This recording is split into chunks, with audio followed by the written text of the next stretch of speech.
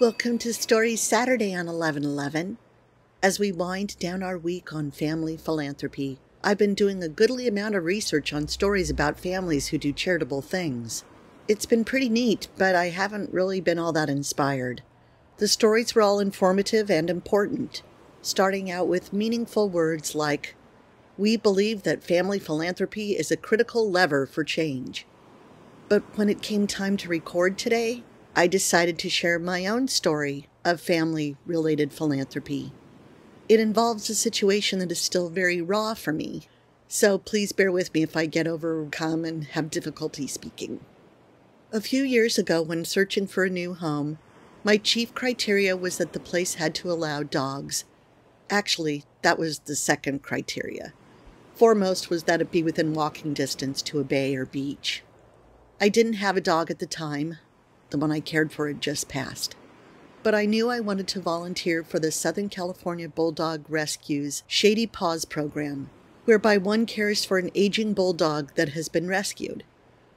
After months of waiting, I was matched with a sweet little special needs fellow who needed looking after for 2 months.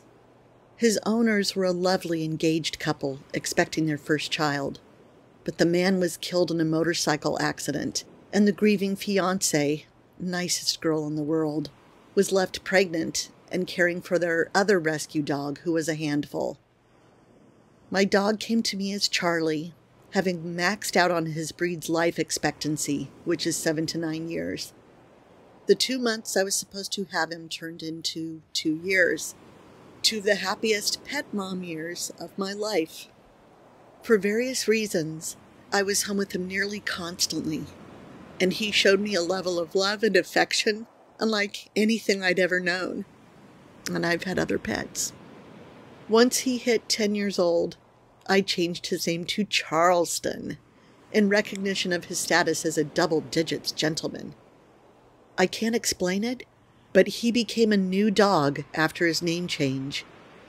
That's when the sweetness and affection kicked into overdrive.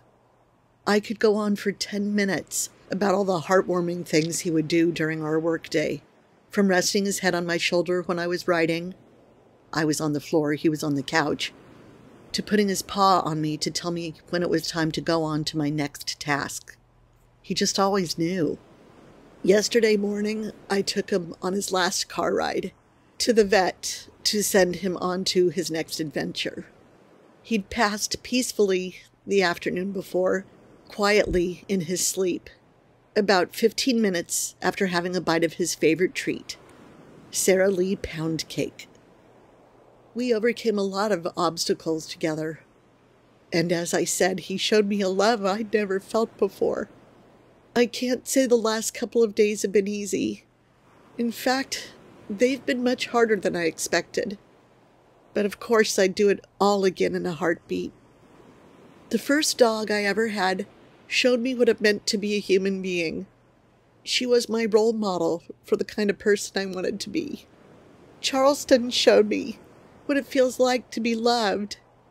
Being that everyone in my family has long passed, I couldn't write a story about doing philanthropic things with them currently, but I could share my story of how doing something philanthropic and offering a home and a sense of family to a special needs bulldog during his golden years has been one of the most rewarding and certainly most heartwarming things I've ever done. And it all started by signing up to volunteer. Wishing you all the same sense of fulfillment with your family's philanthropy. Jetty, stay calm, everyone. Tuta.